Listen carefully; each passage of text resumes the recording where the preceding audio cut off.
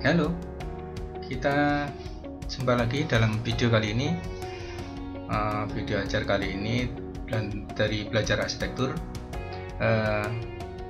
saya akan berikan beberapa tips atau cara dalam pengelolaan rancangan ruang dalam. Sebenarnya ilmu ini mungkin ya bisa dikatakan banyak dikenal oleh masyarakat kita ya. Mungkin secara otodidak mereka juga belajar untuk merencanakan atau mengelola rancangan ruang dalam. Tapi coba kita lihat dari sisi yang lebih akademis. Saya akan berikan gambaran apa yang bisa dipelajari dari sisi pembelajaran arsitektur. Mengelola ruang dalam itu sebenarnya tidak bisa lepas dari pengelolaan ruang secara keseluruhan dalam satu site lokasi ya, dalam satu site lokasi atau dalam satu perencanaan tapak. Karena menurut saya sendiri bahwa pengelolaan ruang itu sebenarnya secara menyeluruh menyangkut masalah pengelolaan ruang luar maupun ruang dalam. Jadi dia bisa dipisah-pisah dalam sebuah perancangan. Sarannya seperti itu. Karena apa? Karena ketika kita membuat sebuah konsepsi atau tematik dari sebuah perancangan, itu sebenarnya meliputi seluruh dari proses perancangan ruang yang ada di lokasi tersebut. Jadi bukan hanya ruang dalam saja, tapi ada payung holistiknya ya ketika kita membuat sebuah tematik, dan itu akan meresap pada ruang dalam maupun ruang luar.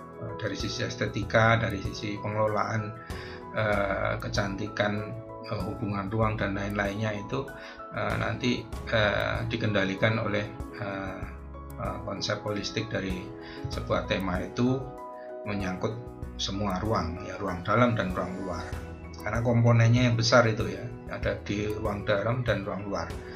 Nah, di dalam masing-masing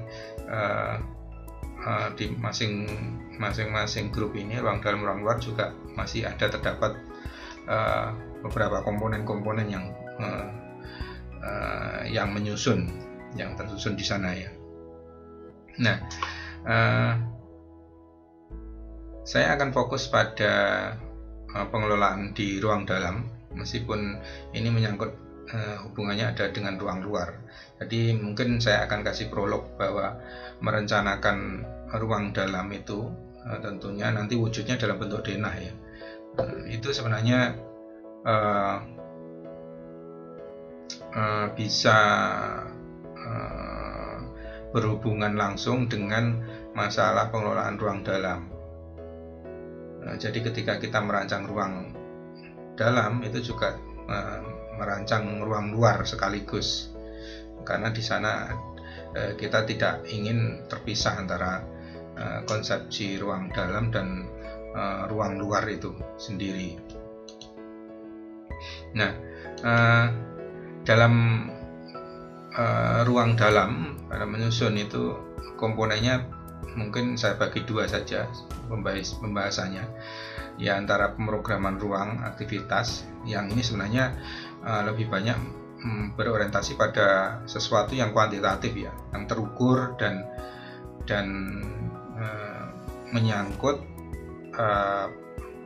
persepsi fisiknya ya, persepsi fisik. Jadi apa saja sebenarnya sih yang menyangkut persepsi fisik itu ya, luasan, hubungan ruang, kemudian hubungan ruang berarti kondisi posisinya ya, koordinat itu, kemudian orientasi arah hadapnya, kemudian bukaan, semua itu ada ukurannya yang jelas dan terukur tentunya. Bukaan juga seperti itu, kemudian elevasi lantai itu juga terukur, karena dimana kita menempatkan elevasi lantai itu lebih tinggi atau lebih rendah dari jalan atau pel dari ruang luar. itu sangat berhubungan dengan perancangan ruang dalamnya. Nah, untuk masalah yang kedua, yang komponen dalam pembahasan kedua itu adalah estetika ruang ya. Itu kenapa saya kasih atribut space dan place. Space itu hanya menyangkut pada, saya asumsikan menyangkut pada semua standarisasi ukuran yang berkaitan dengan kuantitas fisik. Sedangkan place itu pada nilai-nilai atau karakteristik yang tidak bisa diukur secara fisik ya. Jadi itu lebih pada teori merujuk pada teori-teori konvensional tentang estetika. Yaitu di situ ada komposisi elemen pengisi ruang dan warna, proporsi dan lain-lain. Ya, teori estetika konservatif tentang estetika ruang itu banyak yang, dan itu sangat subjektif ya, sangat subjektif. Nah, kalau sudah ukurannya sangat subjektif, berarti di sana ukuran dari kepiawaiannya itu diukur dari kepekaan dari seorang perancangnya. Kalau luasan, hubungan, dan itu bisa dihitung ya, bisa dihitung dan distandarisasi secara objektif. Nah, ini dua tahap ini, dua bagian besar ini yang harus Anda pahami dan Anda terapkan untuk proses penyusunan ruang ini. Nah,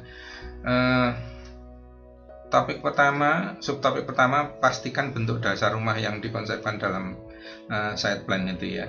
Jadi kita harus memastikan bentuk dasar rumahnya. Tentunya ini setelah kita menyelesaikan perencanaan site plan ya, ruang luar, maka kita menentukan kira-kira bangunan atau bentuk dasar rumah itu posisinya di mana nanti. Nah, susunan-susunan ini didasarkan pada komponen-komponen ruang yang kita butuhkan. Dan apakah ini hanya bisa dilakukan dalam satu kali? Tidak ya. Ini bisa eksploratif sekali ya, bentuk dasar rumah ini. Tapi yang jelas harus didasarkan pada kisi-kisi yang ditentukan pada site plan. Umpamanya kita membuat bangunan yang tidak linier atau kolinier dengan batas site atau lokasi sehingga menyilang ya, itu bisa jadi seperti itu karena semangatnya dalam konsepnya ingin sesuatu yang berbeda ya, sesuatu yang secara perspektif nanti dia akan sangat berbeda dengan batas ruang, batas lahan. Nah, kemudian juga umpamanya bukaan ada di sisi timur, ya, ada bukaan ada di sisi timur. Nah, ini requirement atau persyaratan-persyaratan yang berkaitan dengan site plan tentunya ya. Site plan dengan plan ini akan menentukan bentuk dasar memanjang ke timur barat atau utara selatan, itu yang menjadi patokan awalnya. Dan susunan-susunan ini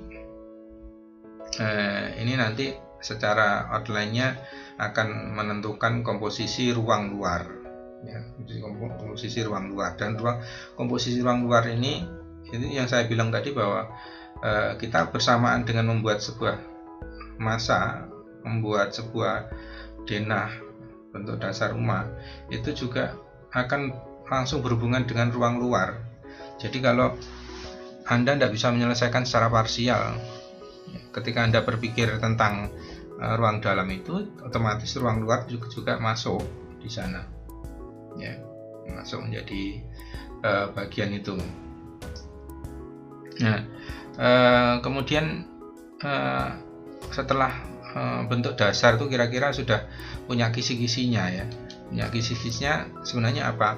Yang mendasari itu tadi, Anda harus berdetail dengan langkah melakukan observasi terhadap kebutuhan ruang.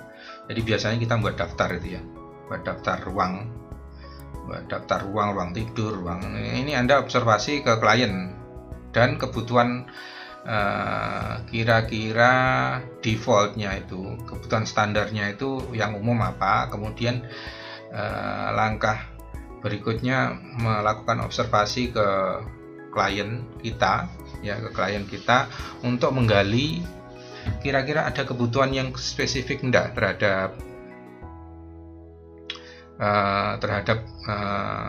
bangunan yang akan kita buat itu nantinya ya, baik itu ruang bangunan rumah tinggal maupun apartemen maupun juga fasilitas-fasilitas publik lainnya, museum dan lain-lainnya ya. Itu harus Anda lakukan observasi. Ya, observasinya kalau museum biasanya sudah ada standarisasinya dan owner ada kebutuhan-kebutuhan spesifik untuk yang disesuaikan dengan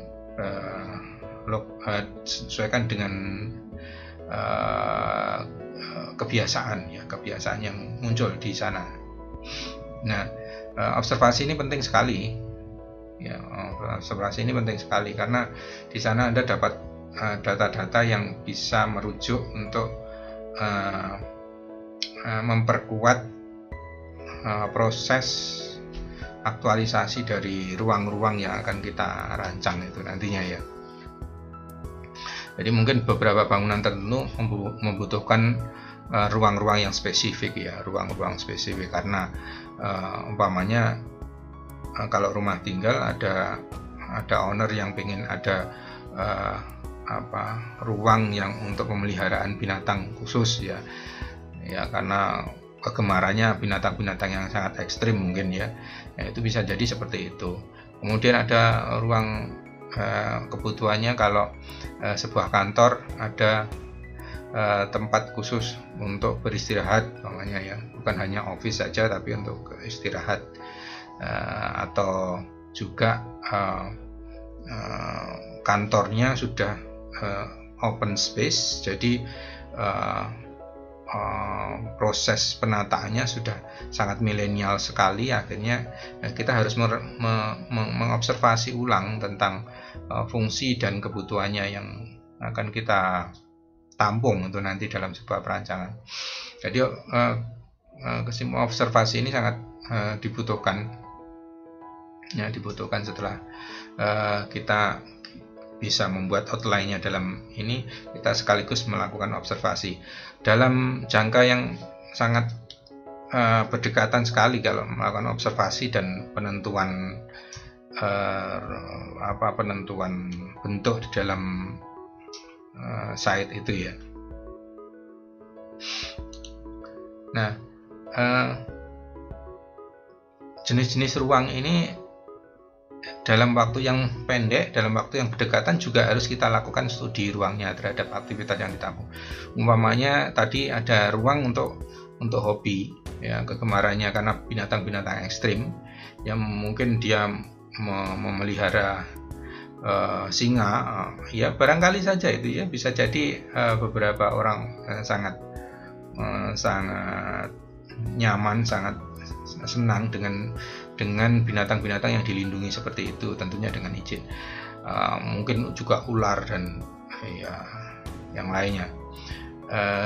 Anda harus membuat studi untuk bersamaan dengan menentukan tadi, menentukan jenis-jenis ruangnya. Saat itu juga Anda juga harus melakukan studi dalam waktu yang bersamaan, studi dan kira-kira aktivitas yang ditampung di dalamnya itu seperti apa. Kalau ruang tidur, umpamanya ini contohnya dalam grafik ini hanya ini kebutuhan-kebutuhan yang umum ya, yang universal seperti tempat tidur ya, ruang kerja, mungkin ya ruang keluarga dan ruang-ruang lainnya. Ini susunan-susunan ini harus didapatkan untuk mendapatkan luasan ya, luasan. Jadi ruangnya belum tentu seperti ini, kotak ini ya, karena biasanya studi itu diarahkan ke kotak karena supaya efisiensi dan pengukurannya lebih mudah ya, pengukuran luasannya lebih mudah. Nah, jadi bentuknya nanti belum tentu seperti ini ya, barangkali ini bisa jadi umpamanya ada ruang keluarga, ini ruang keluarganya bisa jadi ini bagian sini melengkung gitu ya. Nah, berarti perhitungan rekalkulasinya terhadap luasan itu harus diperhitungkan nanti. Tapi paling tidak ini untuk mempermudah ya, geometri ini untuk mempermudah, untuk targetnya adalah memperoleh luasan ya. Perkiraan luasan itu seperti apa. Dan setiap ruang aktivitasnya harus Anda susun ya, Anda olah, susun seperti ini, sehingga nanti ketika disusun dirangkai itu bisa menjadi lebih mudah untuk dikonfigurasikan. Kemudian pengaturan kalau ruang-ruang secara parsial tadi ya, secara satuan tadi Anda sudah melakukan. Nah, untuk mudahnya biasanya ada zona-zona yang dikelompokkan ya. Umpamanya zona-zona itu biasanya kategorisasinya ada yang ruang yang disifatkan privasi, kemudian ada ruang yang publik ya. Privasi itu juga ada yang dibagi lagi, mungkin jadi yang tenang, jadi yang agak ramai dikit ya. Publik itu bisa jadi publik itu yang untuk keluarga, juga untuk publik yang untuk orang luar ya, dibagi lagi. Nah, ini zona-zona ini, pengelompokan ini sebenarnya sangat tergantung sekali dengan klien dan proses budaya ya, proses budaya masing-masing ya. Jadi dalam konsep budaya memang yang dianggap privasi dan yang dianggap publik itu bisa sangat berbeda di masing-masing wilayah. Itu tidak masalah. Jadi Anda itu perlunya observasi itu yang nanti menyangkut zonasi ruang ini. Dan zonasi ruang ini ketika kita membuat zonasi publik umpamanya, contohnya itu bisa jadi isinya malah justru tempat usaha ya, bisa jadi seperti itu ya, karena pemilik memang ada usaha mandiri di rumah atau berpraktek mandiri di rumah ya. Umpamanya dokter hewan, umpamanya dia harus membuat ruang praktek tersendiri di rumah, itu di zona publik. Bisa jadi terpisah, bisa jadi satu dengan berhubungan langsung. Nah, pengaturan berpisah dan tidaknya ini Anda atur dalam pengelompokan ruang atau zonasi nanti, bisa jadi seperti itu. Nah, zonasi ini akan menentukan hubungan antar kelompok itu atau juga antar ruang. Nah, ketika sudah kelompok-kelompok ini bagian-bagian dari kelompok, bagian-bagian dari ruang ini sudah muncul dan sudah Anda studi, nah itu tinggal merangkai sebenarnya ya, merangkai. Nah, merangkai itu harus dihubungkan dengan sebuah konsepsi tersendiri. Seperti yang saya sebut dalam video sebelumnya, mengolah ruang horizontal dan vertikal. Hubungan ruang itu bisa berjajar begitu, atau bisa terpisah tapi dihubungkan dengan ruang lain. Nah, ruang lain itu bisa selasar, bisa lobby, foyer dan lain-lainnya, sirkulasi, yaitu bisa di itu ruang-ruang. Nah, seperti yang dicontohkan di sini ada ini dihubungkan dengan dengan sirkulasi ya. Ini juga ada ruang-ruang yang dihubungkan dengan sirkulasi dan ada ruang publiknya di tengah. Kemudian ini juga seperti itu, sirkulasi yang berkelok seperti ini dan disusun dengan. Nah, eksplorasi hubungan ruang ini kalau pas Anda merancang itu jangan dilakukan hanya satu kali dan langsung diputuskan itu, enggak ya. Biasakan membuat eksplorasi terhadap sebuah pilihan. Jadi merangkai itu kan banyak pilihan sebenarnya ya, pilihan. Jadi Anda harus membuat eksplorasi ya.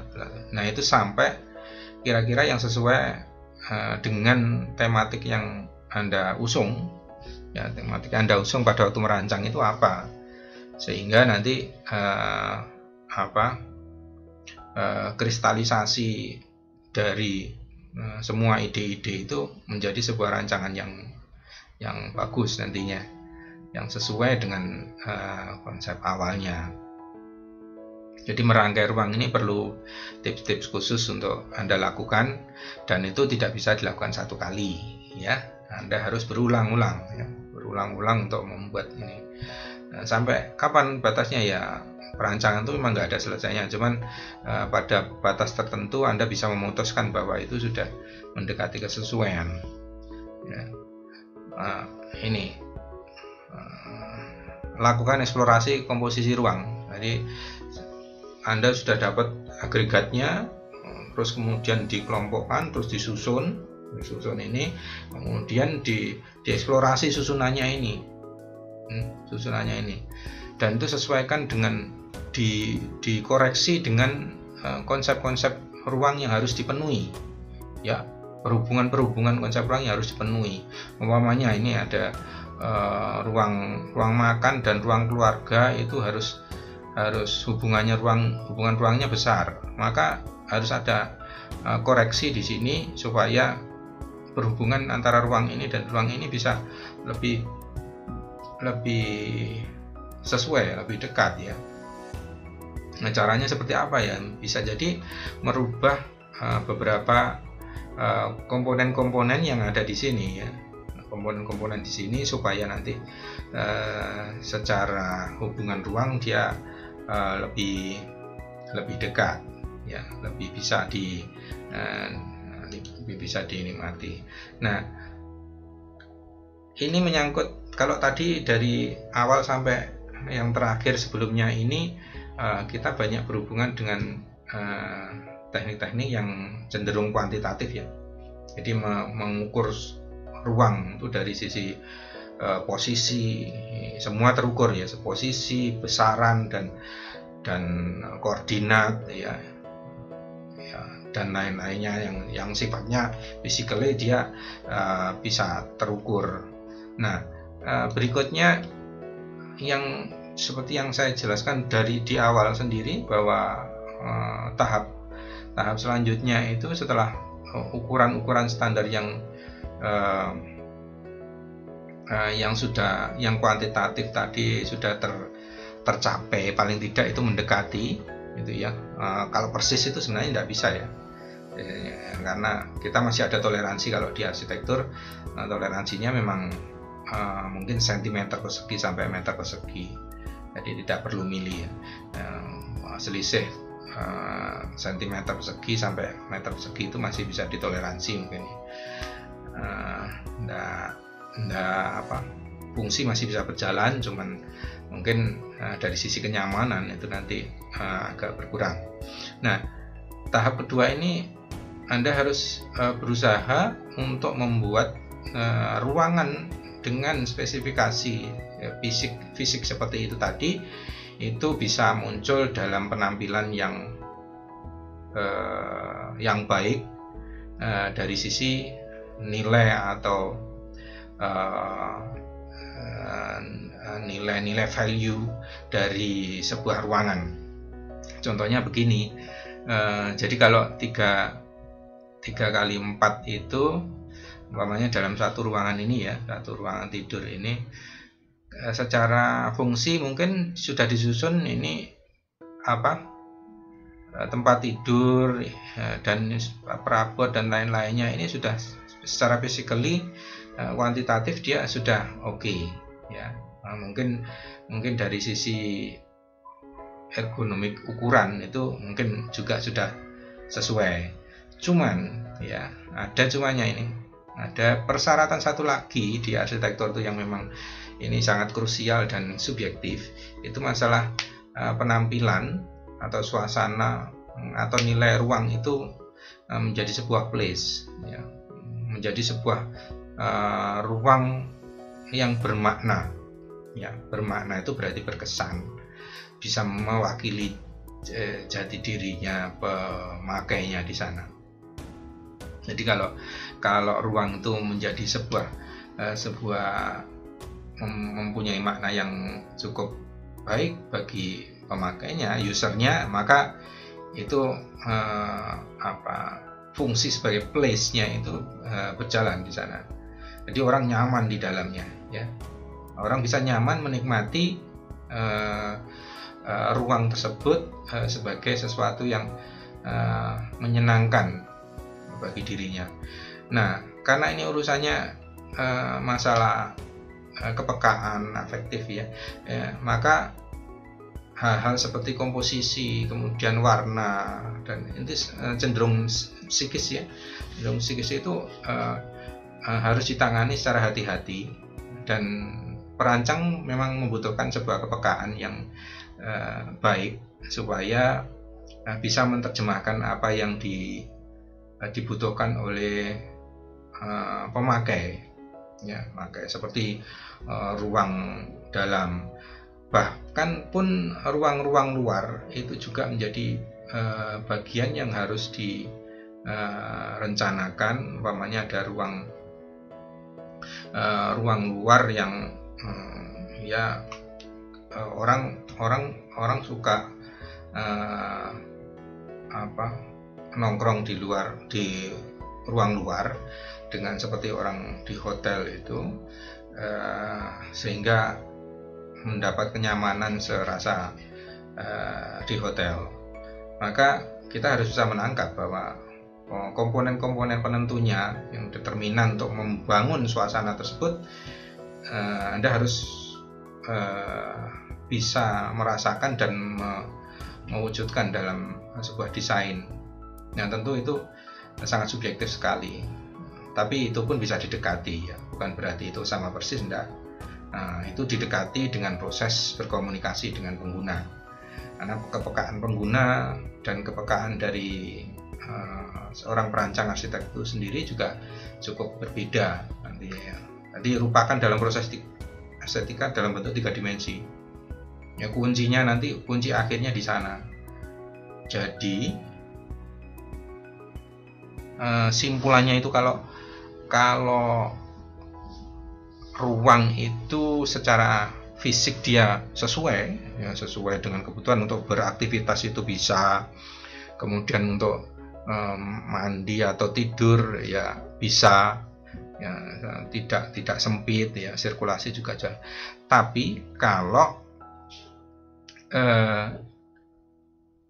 ruang ini tadi, space tadi tidak menyenangkan, maka dia tidak akan jadi place, ya, tidak akan bisa memuaskan dari sisi estetikanya pemakai, dan itu pasti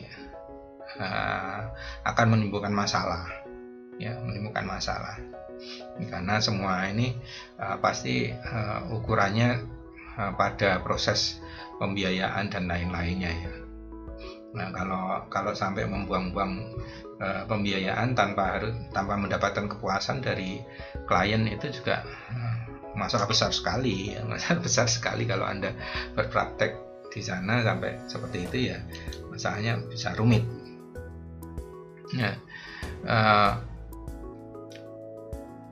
sebenarnya tidak ada masalah itu ruang itu kecil, lahan itu besar apa kecil, ya. Tapi yang dipentingkan itu bahwa kemampuan Anda untuk bisa mengolah atau meng-create atau membuat sebuah desain yang menarik, meskipun kecil, tapi bisa menarik, membuat itu menjadi sebuah place, bukan hanya space. Secara space memang dia tidak menarik, ya, karena ruangnya kecil mungkin, ya.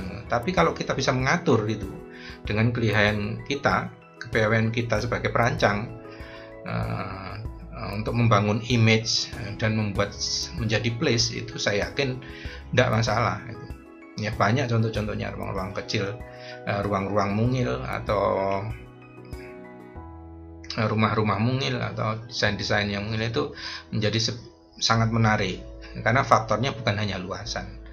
Yang membuat menarik hati atau subjektivitas itu muncul, itu tadi splash itu tadi, sebenarnya kalau kita tinjau dari yang prosesnya tadi kan bukan masalah luasannya itu, tapi kan tahap keduanya tadi ya, tahap keduanya bahwa itu bisa membangun imajinasi dari perancang dari pemakai itu nyaman, bagus. Nah itu yang jadi kunci. Ya seperti kalau di ruangan ini meskipun hanya terdiri dari ini dan open plan seperti ini, ruang dapurnya dan family room jadi satu, bedroom kecil ada dua ya, ini kecil-kecil, cuman ya ini bisa diatur dengan baik ketika kita merancang bangunan ini ya. Ini ada teras depan belakang yang nyaman sekali kalau kita bisa mengatur. Berikutnya juga ini ada yang 2 lantai ya, 2 lantai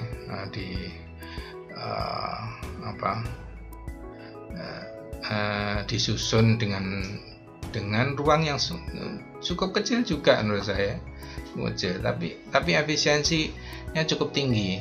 Memang sebenarnya kita tidak perlu ruang-ruang yang cukup besar-besar untuk aktivitas ini. Saya pikir gini, ketika ruang itu efektif dan efisien secara ukuran, itu nanti akan memberikan dampak nilai yang lebih tinggi ketika disentuh dengan nilai estetika yang baik ya, yang bagus. Nilainya, value-nya akan lebih tinggi daripada ruang besar, tapi meskipun sama-sama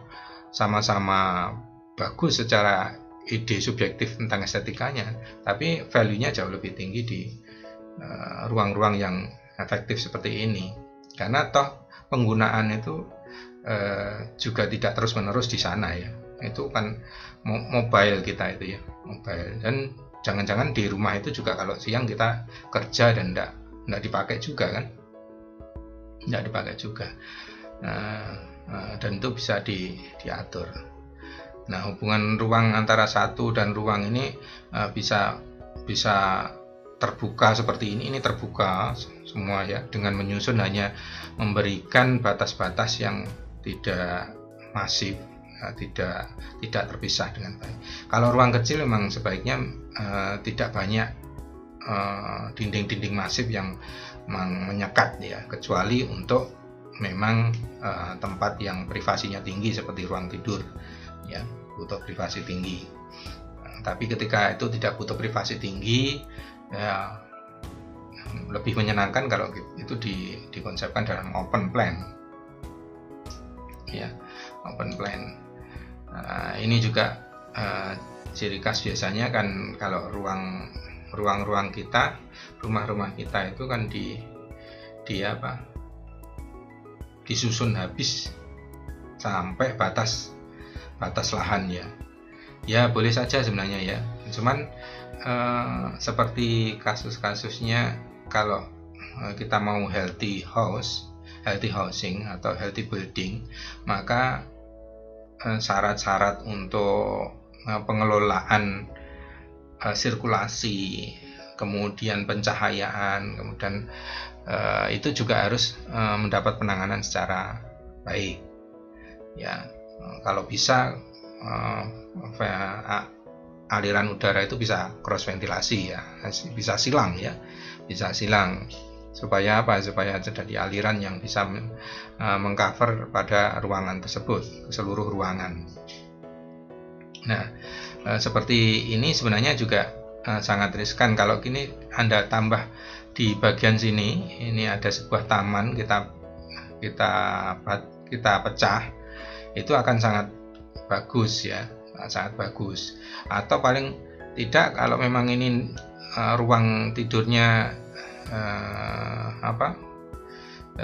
kita bisa pecah ya, kita bisa pecah satu di atas ya, satu di atas, atau dipisah ya, di bagian sini yang 2, sini yang ini, jadi parkirnya bisa dipindah maksudnya ya. Ya memang kebutuhan kita itu, kalau memang kita tidak berorientasi untuk membeli membeli kendaraan, berorientasi ke depan kendaraan besar, ya tidak perlu tempat parkir besar sebenarnya. Cuman biasanya berbeda dengan keinginannya. Jadi ruang-ruang ini masih banyak sekat ya, dan ini tradisi di Indonesia itu ada ruang tamu nih, ada ruang tamu. Jadi kalau sebenarnya ruang tamu ini efektivitasnya juga dipertanyakan, kalau memang ini penggunaannya sering sekali apa enggak itu. Kalau enggak ya sebenarnya tidak perlu dibuat atau disatukan dengan di bagian teras di sini ya, ruang tamu. Nanti baru yang di dalam itu masuk untuk keluarga. Nah ini elemen-elemen ini yang Anda susun ketika membuat rancangan itu nantinya akan bisa menumbuhkan rasa kesenangan, keindahan yang di pengelolaan ruang yang sehat. Dan itu diperlukan untuk mendapatkan karena begini, ketika ruang sehat itu juga akan mendukung proses apresiasi atau penikmatan dari user pengguna di dalam itu. Jadi kalau dalam keadaan pengap, tidak sehat itu ya persepsi secara sensorik itu nanti akan menumbuhkan ketidaksenangan, juga mempengaruhi itu. Nah ini juga seperti kalau tadi ini bentuknya kotak, kemudian lebih cenderung mengumpul, kalau ini memanjang ya. Nah seperti ruang-ruang ini berjajar ini sebenarnya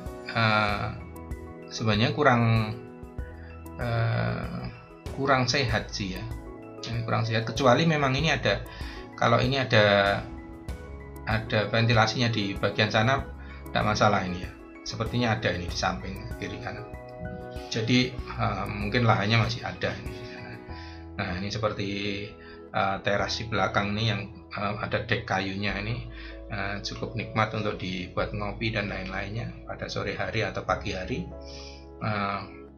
Itu bisa memberikan suasana lain. Ini kayaknya pintu lipat ini bisa dibuka lebar.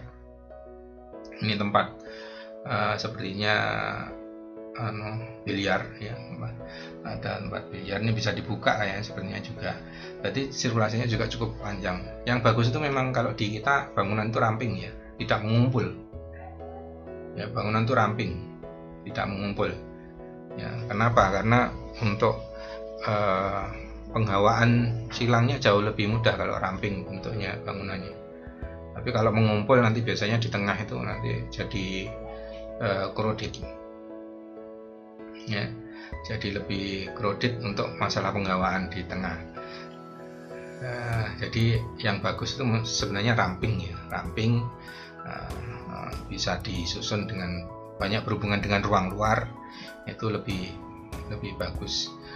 Nah pada prinsipnya seperti itu. Jadi mengelola ruang dalam itu bisa Anda lakukan mulai dari awal, mengkalkulasi kira-kira bentuknya di dalam site itu seperti apa, kemudian ruang-ruangnya jenisnya apa saja, kemudian di studi masing-masing, kemudian dirangkai,